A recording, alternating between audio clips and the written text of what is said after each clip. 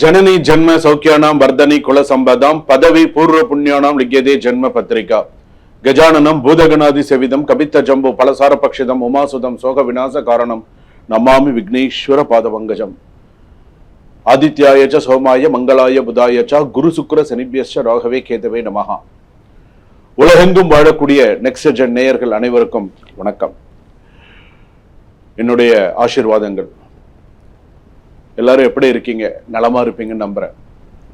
இன்றைய தினம் நாம் பார்க்கக்கூடியது ஆனி மாத ராசி பலன்கள்.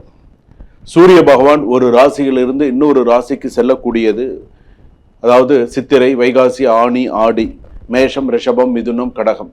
இப்ப மிதுன ராசிக்கு சூரியன் வரக்கூடியது அப்படின்னு சொல்லும் பொழுது ஆனி மாதம். ஸோ அந்த சூரியனை பேஸ் பண்ணி இப்போ இந்த ஆனி மாத ராசி பலன்கள்லாம் எப்படி இருக்கும், மற்ற கிரக அமைப்புகள்லாம் எப்படி இருக்கு.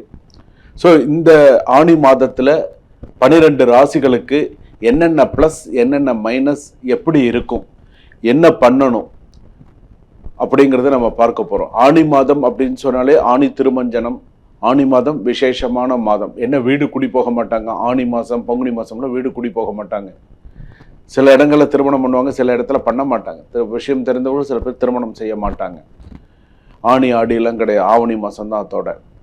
அப்படி இருக்கக்கூடிய காலகட்டத்தில் இந்த ஆனி மாத ராசி பலன்கள் யார் யாருக்கெல்லாம் நல்ல சிறப்பாக இருக்கு, யார் யாரெல்லாம் எச்சரிக்கையாக இருக்கணும் அது அப்படிங்கிறத நம்ம பார்க்க போகிறோம்.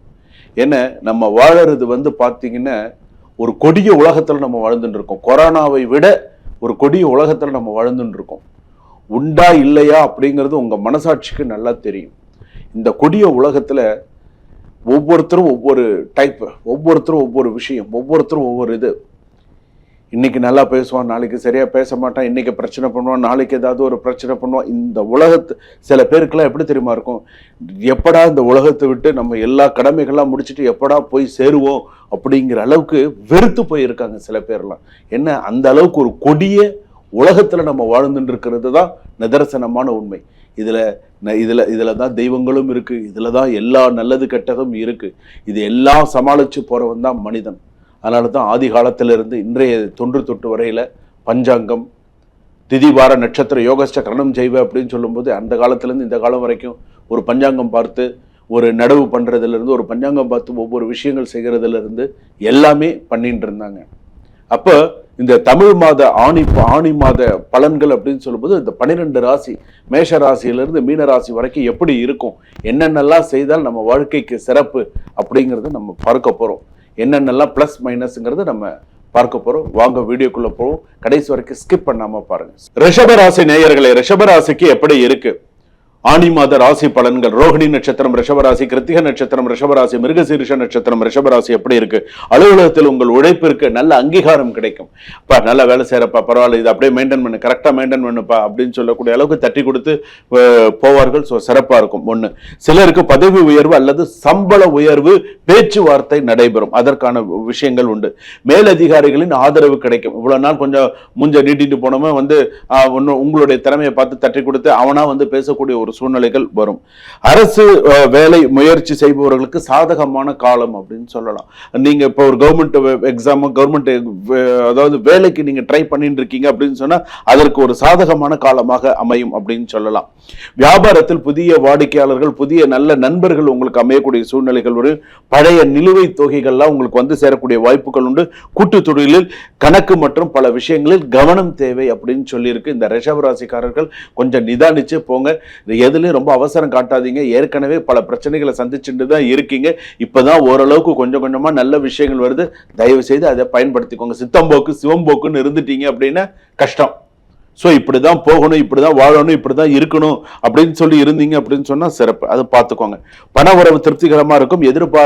எதிர்பாராத நேரத்தில் சில பண வருவாய் கிடைக்கக்கூடிய வாய்ப்புகள் உண்டு. ஆனால் நகை, பணம் மற்றும் முக்கிய ஆவணங்கள் பாதுகாப்பாக வைத்திருக்க வேண்டியது மிகவும் அவசியம் அப்படின்னு சொல்றது.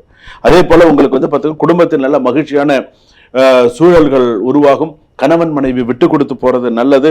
சகோதரனுடன் சிறிய கருத்து வேறுபாடுகள் வரலாம். பொறுமையாக பேசுங்கள்.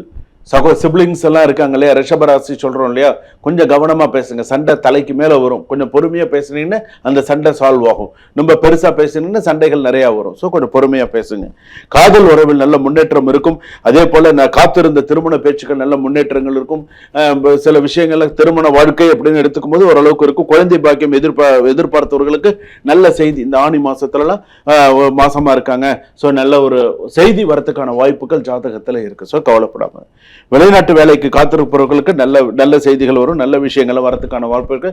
வேலையில ஒரு நிலைத்தன்மை ஸ்திரத்தன்மை இருக்கும். வெளிநாட்டில் இருப்பவர்களுக்கு நல்ல ஸ்திரமா இருக்கும். வீடு நலம் வாங்கும் யோகம் உள்ளது. பழைய சொத்து பிரச்சனைக்கு நோக்கி சில விஷயங்கள் நகரும். பழைய சொத்து பிரச்சனைகள்லாம் சில விஷயங்களை கலருவாங்க. நீ அது கொடுக்கல இது கொடுக்கல, எனக்கு இது பிரச்சனை அது பிரச்சனைன்னு சொல்லுவாங்க. நீங்க கொஞ்சம் கவனமா அது எப்படி செய்யணுமோ பாருங்க. வரி வங்கி மற்றும் அரசு ஆவணங்களை சரி பார்க்கும். டாக்ஸ் எல்லாம் பாக்கி வச்சிருந்தீங்கன்னா அதெல்லாம் இப்ப கொஞ்சம் ப்ராப்ளம் வரும். ஸோ அதெல்லாம் கொஞ்சம் பார்த்துக்கோங்க. தேவையற்ற கையெழுத்தினை தவிர்க்கவும். எங்க சைன் பண்ணணுமோ அங்க பண்ணுங்க. எது தேவையில்லாததோ அதை பண்ணாதீங்க. கவனமா இருங்க.